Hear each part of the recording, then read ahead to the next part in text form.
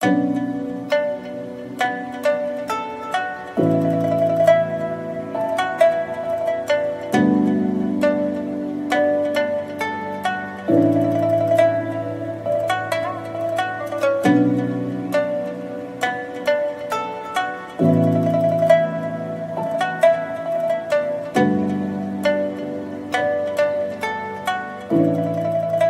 বন্ধুরা, welcome to my channel. ডিসেম্বরের শীতে বাঙালির দার্জিলিং ভ্রমণ আর তার সাথে যদি হয় কাঞ্চনজঙ্ঘার দেখা, তাহলে তো সোনাই সোহাগা। হ্যাঁ বন্ধুরা, আজ আমাদের 3 রাত্রি 4 দিনের দার্জিলিং ভ্রমণের দ্বিতীয় দিন। আজ আমি তোমাদের দেখাবো আমি দার্জিলিং এর কোথায় কোথায় আজ ঘুরলাম এবং কি কি দেখলাম।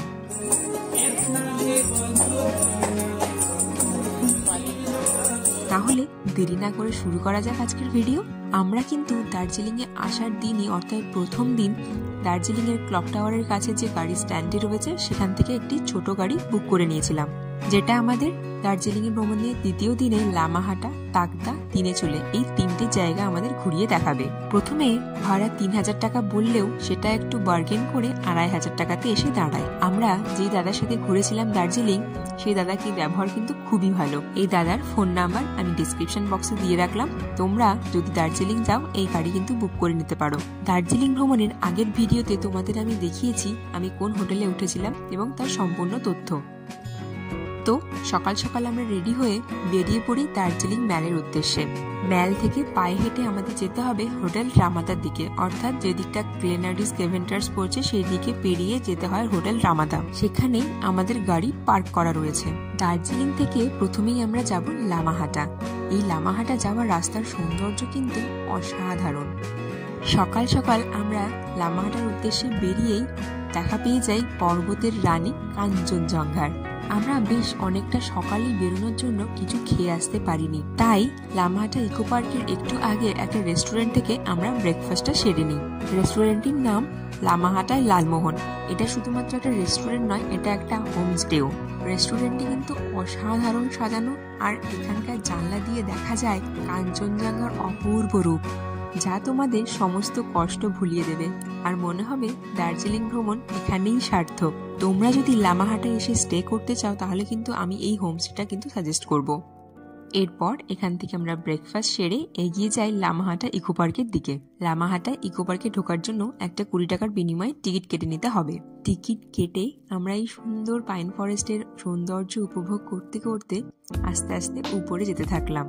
আমরা অনেকটাই সকালে আসার জন্য ইকো পার্কটা কিন্তু বেশ ফাঁকা ছিল, তাই আমাদের সাহস হয়নি একদম উপর পর্যন্ত লেকে যাওয়ার। আমরা কিছুটা পর্যন্ত গিয়ে আবার নেমে আসি। এখানে বেশ কিছু জায়গায় কিন্তু নো এন্ট্রি দেওয়া রয়েছে, তোমরা কিন্তু সেই জায়গাগুলোতে যেও না। এখানে কিন্তু বন্য জন্তু জানোয়ারের ভয় রয়েছে। বেশ কিছুটা ঘোরাঘুরি এবং ফটো তোলার পরে আমরা আস্তে আস্তে নেমে এলাম পাইন ফরেস্ট থেকে। এরপর আমরা রওনা দেব তিনেচুলের উদ্দেশ্যে।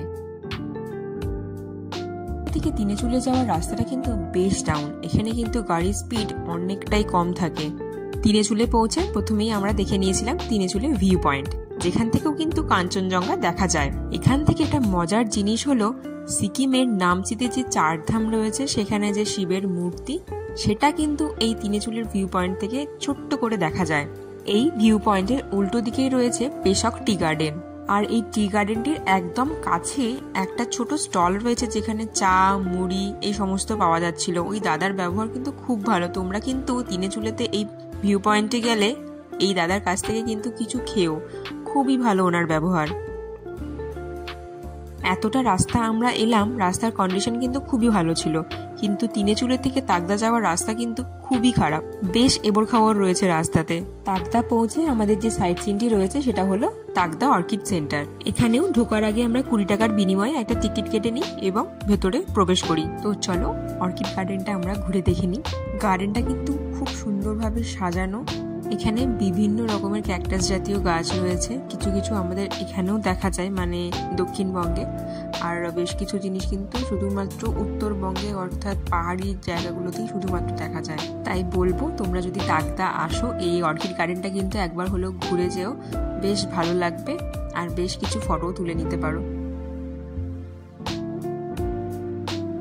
এটাই ছিল আজ আমাদের লাস্ট ডেস্টিনেশন। এরপরে আমরা আবার দার্জিলিং ব্যাক করি। দুপুরে আমাদের লাঞ্চ করতে একটু দেরি হয়ে যায়। আমাদেরকে এখানে ড্রাইভার দাদা মহাকাল রেস্টুরেন্ট বলে যে হোটেলটি রয়েছে সেখানে আমাদের খাওয়ার পরামর্শ দেন। তোমরাও দার্জিলিং এলে বাঙালি থালি যদি খেতে চাও তাহলে কিন্তু মহাকাল রেস্টুরেন্টে তোমরা খেতে পারো, আর আশা করছি তোমাদের এই রেস্টুরেন্টে খেয়ে ভালোই লাগবে। ওখান থেকে লাঞ্চ করে আমরা আবার আমাদের রুমে ব্যাক করি। এই ছিল আমার দার্জিলিং ভ্রমণের দ্বিতীয় দিনের ঘোরা। এর পর দিন অর্থাৎ তৃতীয় দিন আমরা কোথায় কোথায় যাচ্ছি এবং কি কি দেখব সেগুলো দেখতে হলে কিন্তু আমার এর পরের ব্লগটি দেখতে হবে। আর এইরকমই নতুন নতুন ইনফরমেটিভ ভিডিও পেতে অবশ্যই কিন্তু আমার চ্যানেলটিকে সাবস্ক্রাইব করতে হবে এবং ভিডিওটি ভালো লাগলে একটা লাইক অ্যান্ড কমেন্ট করে দিও। আর যদি তোমাদের কিছু জানার থাকে তাহলে কিন্তু অবশ্যই কমেন্ট করতে ভুলবে না। তো এই ছিল আজকের ভিডিও। পরের ভিডিওতে খুব তাড়াতাড়ি দেখা হচ্ছে। টাটা।